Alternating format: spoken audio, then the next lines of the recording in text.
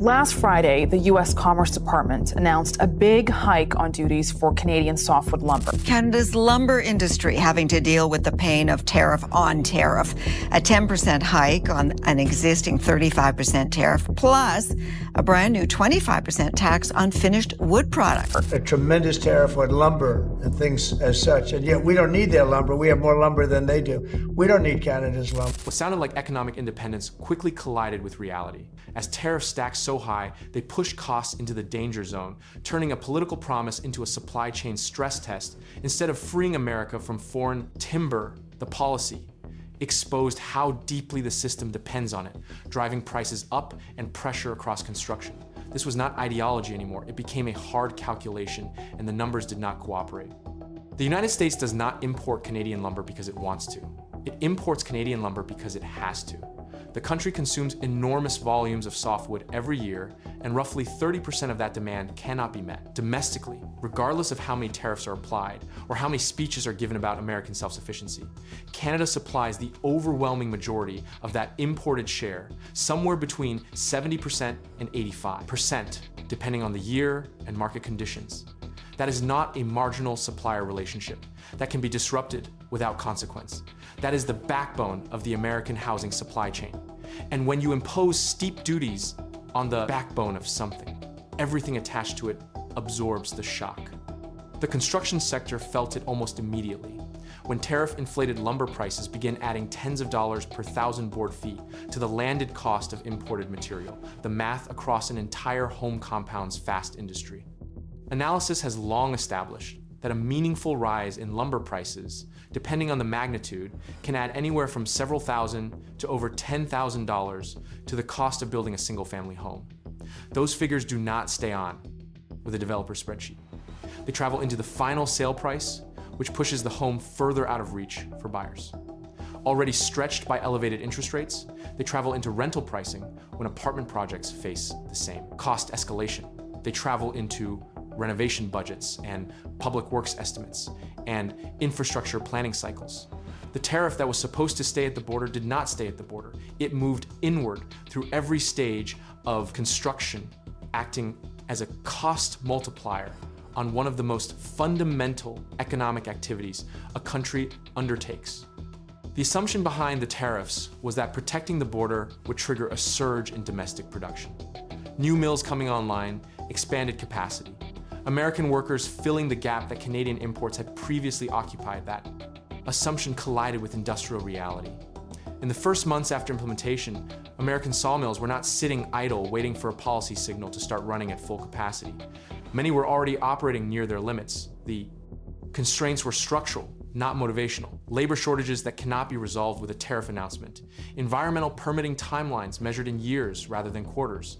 Aging equipment requiring capital investment on a scale that requires confidence in long-term policy stability, and the fundamental problem that building new timber processing capacity from acquisition of rights to fully operational mill stretches across a span that no single political cycle can compress.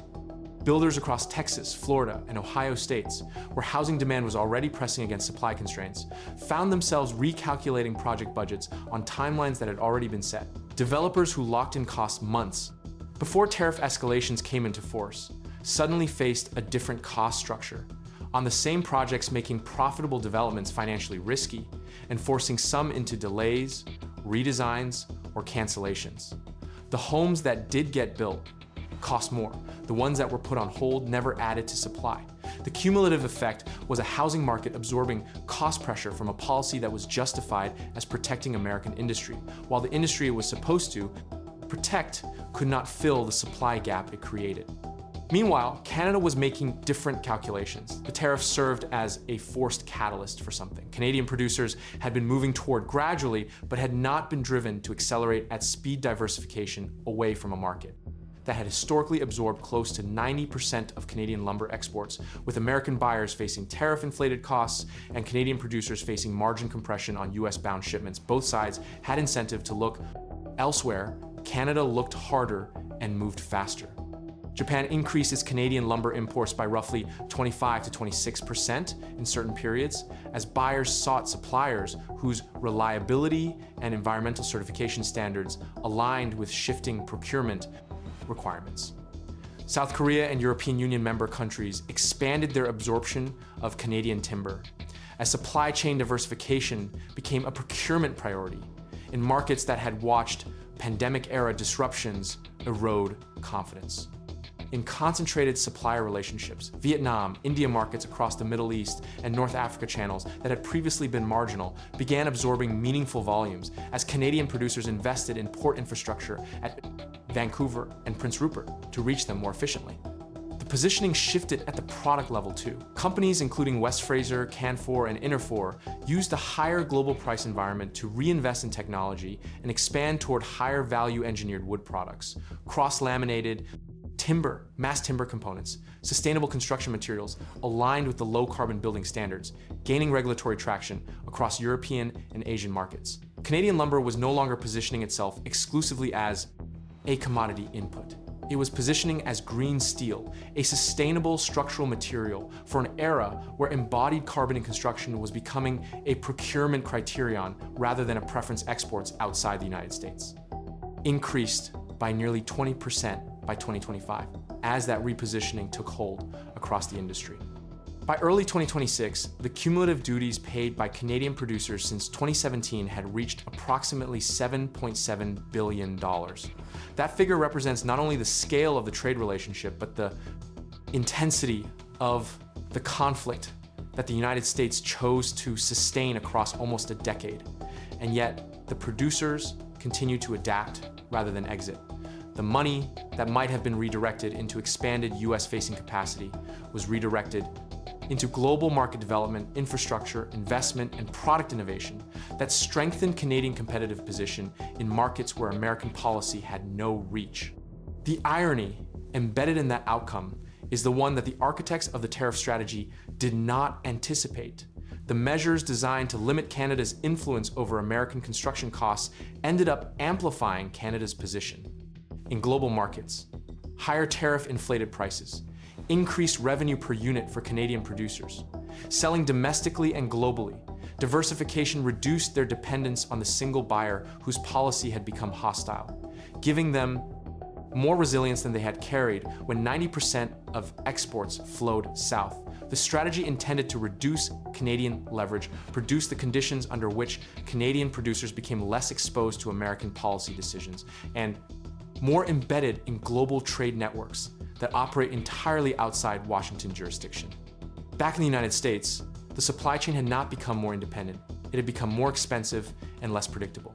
Domestic production had not surged to replace imports. The structural gap that forced imports in the first place remained structural. The tariff had not closed it, it had raised the cost of managing it. Reliance had not disappeared. It had been repriced upward, with the difference flowing not into American workers, wages, or mill operators' balance sheets, but into the construction cost of every home built during the period the tariffs were active. The softwood lumber dispute stretches back to the 1980s and has cycled through agreements, breakdowns, and renegotiations across 4 decades. The most recent softwood lumber agreement expired in 2015 and was never replaced. The American Industry Coalition filed 9 additional subsidy allegations against Canadian producers as recently as the most recent cycle, targeting provincial forestry programs, clean technology, tax credits, and carbon capture. Incentives across British Columbia, Alberta, Ontario, and Quebec, the Commerce Department investigations into those allegations add another layer of unresolved uncertainty to a relationship that has been structurally unresolved for longer than. Most of the homes currently under construction in America have been standing.